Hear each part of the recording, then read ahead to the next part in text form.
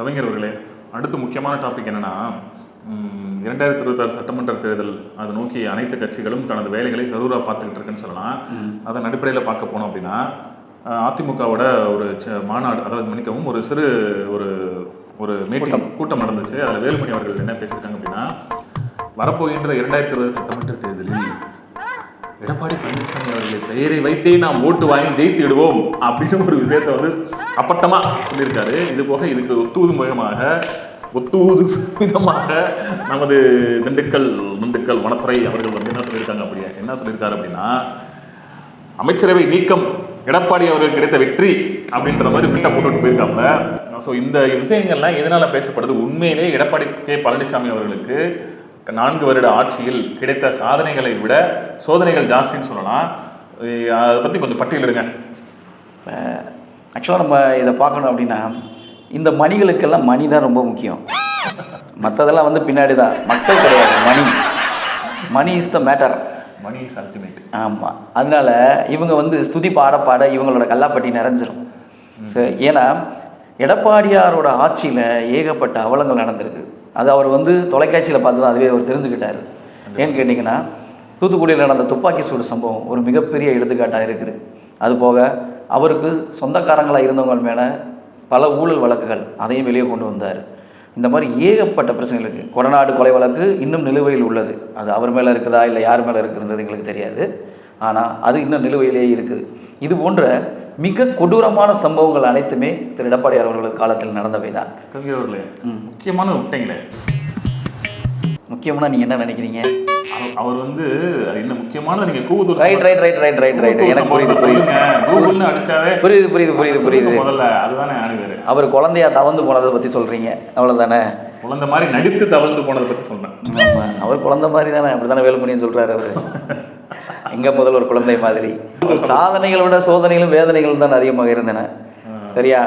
என்ன கொஞ்சம் சட்டம் ஒழுங்கு நிலைநாட்டப்பட்டது, ஓரளவுக்கு இருந்தது. ஏன்னா இவங்களுக்கு வந்து அந்த ஊழலை திளைக்கிறதுக்கே நேரம் பத்தாதப்ப எப்படி சட்டம் ஒழுங்கை பற்றி யோசிக்கணுன்ற அவசியம் வராது அவங்களுக்கு. ஸோ அந்த மாதிரி போயிட்டு இருந்தது. இது வந்து திரு வேலுமணி அவர்களும் சில மணிகளும் சேர்ந்து கொண்டு ஒரு துதிப்பாடி கொண்டிருப்பது வந்து மிக நகைப்புக்குரியது. கண்டிப்பாக. இதில் என்ன தெரிஞ்சவர்களே, அதில் பாசிட்டிவான விஷயங்கள், சில விஷயங்கள் எடப்பாடி பழனிசாமி 4 ஆட்சியில் பேசப்படுது. அதிகார பகிர்வு என்னென்னா, முன்னாள் முதல்வர் ஓபிஎஸ்க்கு ஒரு துறை ஒதுக்கப்பட்டதாகவும், அதாவது தென்மண்டலத்தில் வர்ற பங்குகள் அவர்களுக்கு சரி செய்யப்பட்டதாகவும், வடக்கு ஏற்பட்ட வர்ற பங்குகள் அவருக்கு சென்றதாகவும் சொல்லப்படுது. அது எந்தளவு உண்மைன்னு தெரியல. பட் என்ன நீங்கள் சொல்வதைப்படி பார்க்கும்போது வேலுமணி அவர்கள் என்ன பேசியிருக்காரு, எடப்பாடி பழனிசாமி அவர்கள் பெயர்களுக்காகவே ஓட்டு விழும் ஜெயிப்போம் அப்படின்னு சொல்லியிருக்காரு. அது உண்மையிலே வந்து ஒரு கஷ்டமான ஒரு விஷயம் தான். பகல் கனவு பலிக்காது. சரிங்களா? இப்போது இருக்கிற கூட்டணி எப்படின்றத மக்கள் தான் வந்து முடிவு பண்ணுவாங்க. கண்டிப்பாக. ஏன் வந்து எடப்பாடி பழனிசாமி பெயர் வைத்து ஓட்டுக்கு ஜெயிக்கும் அப்படின்ற வார்த்தைகள் வந்து ஏன் வேலுமணி அவர்கள் சொல்லணும் அப்படின்ற காரணத்தை நம்மளை உற்று நோக்கணும் அப்படின்னா, அவங்க வந்து இன்னமும் வந்து அந்த கூட்டணி விவகாரத்தில், இந்திய கூட்டணி விவகாரத்தில் எடப்பாடியோட கீழே தான் நான் வந்து அணி சேர்ந்து ஓட்டு கேட்போம் அப்படின்ற ஒரு வார்த்தையை மறுபடியும் ஆணித்தரமாக முத்திரைக்காக சொல்லியிருக்காங்கன்னு தான் தோணுது. கட்சி ஆரம்பித்த புரட்சி தலைவர் எம்ஜிஆர் அவர்களும் கிடையாது, கட்சியை வழிநடத்தி மிக பெரும் ஆளுமைக்கு உட்பட்டு இருந்த திரு அம்மையார் ஜெயலலிதா அவர்களும் கிடையாது. அப்படின்றது போல தானே போய்கொண்டிருக்கிறது. இதைத்தானே எதிர்த்தார் திரு செங்கோட்டையன். ஆனால் திருப்பி வந்துட்டார். முதல்வர் கவிஞர் அவர்களே, செங்கோட்டையன் அவர்கள் எதிர்ப்பென்னா ஒரு எனக்கு தெரிஞ்ச ஒரு போலி நாடகம் தான் நான் சொல்லுவேன். கிட்டத்தட்ட அது வந்து ஒரு நடிப்பு. அதாவது ஈட்டிக்கு ஈட்டி எதிர்முனைன்ற மாதிரி அது ஒரு நடிப்புன்னு தான் நான் மக்களில் பரவலாக பேசப்படுது. செங்கோட்டையன் அவர்கள் வந்து ஒரு விஷயத்தை ஓப்பனாக பேச மாட்டாரு. இந்த பூசி முழுவதும் அவரை பற்றி பேசுகிற டைம் வேஸ்ட் நம்ம விட்டுருந்தாரு. அதாவது முக்கியமாக என்ன அப்படின்னா, அம்மையார் ஜெயலலிதா அவர்கள் கூட 33 வருடங்களாக பணியாற்றி அவர்களை வந்து ஒரு நிலைமைக்கு கொண்டு வந்தது யாருன்னா, சசிகலா அவர்கள், சின்னம்மா அவர்கள் தான் வந்து ஜெயலலிதா அம்மா மறைவிற்கு பிறகு ஒரு கவர்மெண்ட்டை ஃபார்ம் பண்ணி எடப்பாடி பழனிசாமி தலைமையில் கொடுத்துட்டு போனாங்க.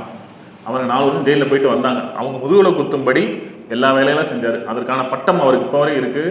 கூகுளில் நீங்கள் துரோகத்தின் அடையாளம்னு போட்டிங்கனாவே எடப்பாடி பழனிசாமி அப்படின்னு வந்துடும். இந்த பெயரை நீக்கிறதுக்கே இன்னும் 10 தலைமுறை செய்யணும் அவங்க குடும்பம். பல ஆட்சிகள் மாறிவிடும், காட்சிகளும் மாறிவிடும். கண்டிப்பாக மக்கள் ஒரு நல்ல தீர்ப்பை 2026 சட்டமன்ற தேர்தலில் தருவார்கள் என்பதில் முழு நம்பிக்கை எங்களுக்கு இருக்கிறது. உங்களிடமிருந்து விடைபெறுகிறோம். நன்றி, வணக்கம்.